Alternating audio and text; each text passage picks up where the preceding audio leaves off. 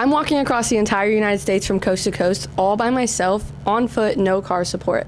And I'm here to answer some of the most common questions that I get asked across all my social media platforms. Since this is only day 11 on the road, I'm not gonna have that great of answers. I'll do one more Q&A probably halfway through the walk that will have vastly different answers just based on the amount of experience I have after 4 or 5 months of walking. So obviously I can't answer every question everyone has, but if you guys have questions that I don't answer in this video, feel free to comment below and I'll try to do my other Q&A and look through all these comments and try to answer as many as I can. You guys will see me reference my notebook. Also, this just is a reminder of what I have to answer. So the first question is, what's your route? This is the biggest question I get because people want to know if I'm going through their town, which is totally reasonable.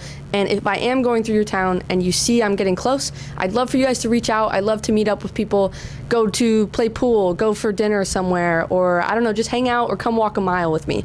I just want to talk to as many people as I can on this trip, and that's the best way to do it, is if I'm going through your town, reach out. So my route is going to be right up here. It's not a direct route from Daytona Beach, Florida, all the way to Seaside, Oregon. It definitely goes in a little bit of a weird pattern, and that's because there's about 5 or 6 major cities I want to hit. Cities like Nashville, Kansas City, Atlanta, Portland, and it all kind of wraps around up the north. So obviously it's not the fastest route across the United States, but to me, each major city I'm stopping in has a reason. For example, Atlanta is where my nonprofit is based out of that I'm supporting. So Back on My Feet is an awesome organization that I'm raising money for along this trip. To donate, there's gonna be a link in my bio along with a link down in this description below. It's just an awesome nonprofit that works with homeless people and recovering addicts, and I just think they do some great work, and I thought if I was gonna have the eyes of the world watching me, I'd rather direct them to something that actually matters. And this route might definitely change. In between each major city, there's a lot of miles to cover, and I won't be going the exact route listed. It's gonna be whatever is most convenient, whatever has an extra stop I need. If I need to make a supply run and I have to go 50 miles out of my way, I'll do it, but I will try not to. So that was my route. The next question I have is, why am I doing this? This is the biggest one I get to. It makes a lot of sense because people think I'm crazy. They think I'm nuts, and they just think it's a dumb idea. A lot of them, most people think it's very cool and interesting, but a lot of them think it's a waste of time. So backstory, I saw someone do this walk when I was about 16, 17 years old in high school. They were called the Golden Road, and they were an awesome couple with 2 dogs walking across the entire United States. So from then I knew it was possible, and it was kind of like a seed planted in the back of my head, and it just kept bugging me till eventually I knew I had to do it. After high school, I joined the military right out the gate. So I had 4 years where I was not able to do this walk. And then after the military, I bought a van, lived out of my van for a year and a half, where I pushed it off again. So now is the time. I'm 24 years old. I'm out of my van for now, and now's the time I wanted to get it done. And because I knew I would have a lot of people watching, I knew I wanted to support something bigger than me that's doing a big difference. So I raised up the money I could to do this on my own with no support from anyone else, because I want their money to go to this nonprofit, Back on My Feet. They're just such an amazing organization, and I wanted to do the most I could to support them. So that brings me to my next question, is how much money did I save, or how much do I have budgeted to try to do this trip? So I saved about $8 grand over the course of a year. I was working 2 different jobs as a waitress and a substitute teacher to get the money I needed. I was living at my parents' house, so no rent. So shout out to mom and dad, love y'all. And it just kind of worked out. I saved up the money I needed to leave in March, and now I'm on the road. I do have a strict budget, but it's also pretty lenient because I'm making money some other side jobs that aren't set in stone yet, but I'm figuring it out. But I don't want social media to be the only reason I have income. So if you guys support me on these videos, it does help me get extra money for hotels and extra food and stuff like that. But know that I do have my own money saved, so I'm not clout chasing. I'm not trying to get views for money because I genuinely don't need it. I just want to post my story, post the people I meet, and just be excited about the trip. So now we're getting down to some of the logistics. Where do I sleep and shower and stuff like that? Where do I get food and water? These are all major questions that I'm kind of going to group all together. So when you're on the road, you kind of have to plan out a couple days in advance. You have to know if there's going to be food or water in the next town, or if there's going to be somewhere to shower in the next town. And really, I just kind of take it day by day. I figure out where I can restock on food. I get a lot of high protein items, a lot of easy stuff to store, lightweight stuff, because I'm pushing a cart. Showering is a little bit different. I shower wherever I can. If not, I do the military shower where you just baby wipe yourself off, and I try to avoid public spaces if I stink really bad. So I try to avoid going to bars or anywhere where the public might be, even shopping, unless I do like some type of clean, because I don't want to be that one person that grosses everybody out right when you walk in a store just because you reek. Water's the hard part for me because I do have to see when I can fill up next. I have backup of an emergency water filter, but I haven't had to use it yet. I just stop at gas stations, Dollar Trees, anything I can to buy gallons of water. I do have a Camelback now, so that helps a lot to store water. And really, I know it's going to be harder when I get up towards Wyoming, where there's about a 5-day stretch of nothing. So I'm going to have to bring a lot more water, a lot more weight in my cart, and hopefully my arms and my legs are prepared for that by the time I get up there. Charging my stuff. I do have a lot of technology compared to what the average person might bring on this trip. I have my actual camera that I'm filming on right now. I have my laptop to edit. I have different microphones. I have my phone, some other random things that I do want to charge. I bought a solar panel Jackery box when I was back home, and then I realized I could not fly on the airplane with that because it was too many watts, and I couldn't ship it because it's technically a hazardous material. So I had to sell that. Actually, I think it's still sitting at my house, but I had to get rid of that, and I bought a different version. I don't even know the name of it. If I find it, I'll link it down below. I bought it at Best Buy once I flew into Orlando, so I didn't have to fly with it. Basically, a little battery box that has a solar panel connection, so when the sun's out, I throw it right on top of my cart, and I'm walking for hours, so it stays charged pretty nice.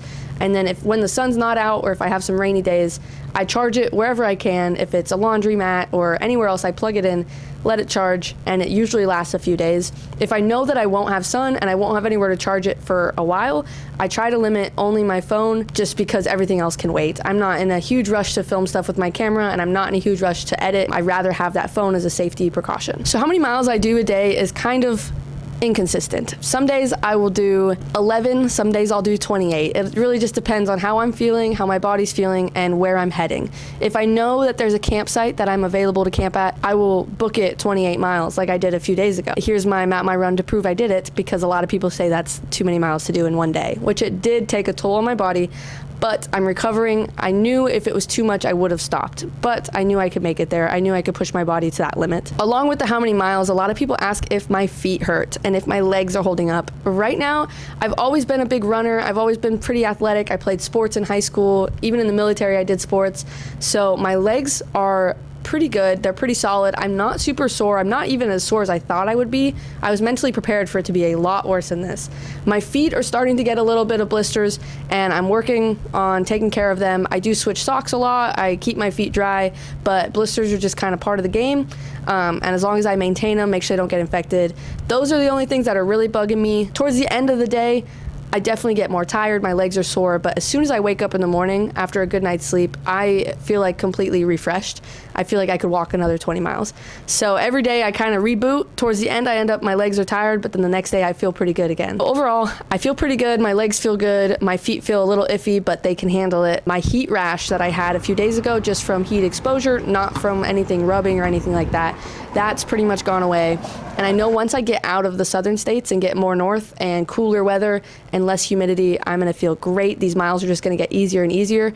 They definitely will get some elevation, which I'm trying to prepare my body for. Other than that, everything feels awesome. What I did to prepare, that's another question I get a lot that I don't really know how to answer. Mentally, I've been preparing for this since I was 17 because it's been in the back of my head, just something I constantly thought about on and off. The last year, I prepared just mentally, really thinking about how much this is going to hurt. This is going to take a lot of suffering and pain to get through, but it's still my choice to do it. And I think there's a beauty in being able to choose your suffering. I live as such an awesome life and a lot of people in the United States live such awesome lives that at the minor inconveniences, they freak out. They think it's awful. They think they're in so much pain and discomfort, when in other countries, other places, other people's lives are just, that's their natural, is pain and discomfort. So being so blessed in my life that I can choose this suffering and choose it for a good reason, I think is just an amazing blessing, and I'm very happy I can do that. I'm very happy for the life I have. And last but not least, definitely the biggest one I get is, why am I doing it alone, and am I scared to do it by myself?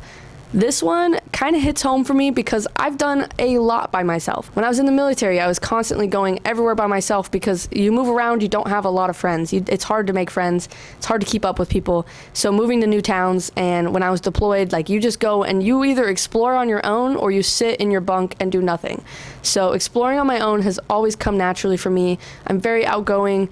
I love making friends with new people. I'm very outspoken. I'll talk to anybody. This is definitely a different experience. This is the most crazy thing I've ever done, but I knew I wanted to do it by myself. And there's a couple reasons behind that. First one being, there's nobody I want to spend 24 hours a day with for 7 months. Like, that just sounds completely awful. Nothing I want to do ever. And even if they were my best friend, I know I would go crazy after a couple days of them for 24 hours. If you have someone going with you on these trips too, you really have to know each other well. You have to know each other's strengths and weaknesses. You have to compromise a lot. You have to say, hey, this person's tired that I'm walking with. I'll stop because they're tired, even though I could go another 10 miles. And if I'm by myself, I can really pay attention to my body, pay attention to how I feel, never have to negotiate anything. If I feel safe sleeping somewhere, I can go sleep there. If I feel not safe, I can walk extra. I don't have to try to convince anybody of my ideas of why I'm doing anything, of the routes I'm taking, anything like that. So for me, a solo journey just made more sense for me mentally.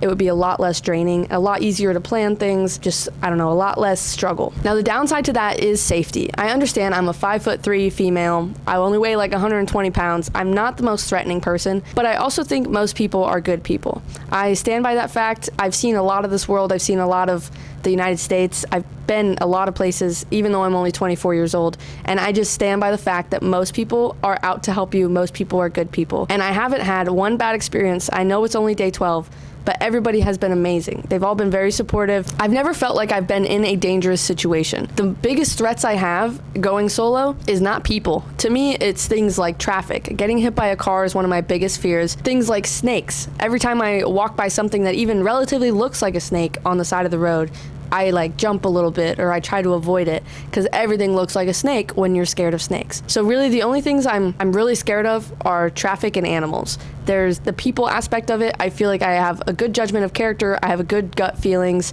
I trust my instincts really well. And I also carry a lot of protection. Being a young woman walking across the United States solo, obviously I have things for protection that will even the playing field. Trying to explain that to people who naturally live in fear is the hardest thing for me because people have come at me in comments, they've come at me in DMs saying, I'm gonna get killed, I'm gonna get murdered, I'm gonna get raped and worse. In reality, I don't see any of that happening. The chances are very small, the percentage is insanely small, and it could happen anywhere.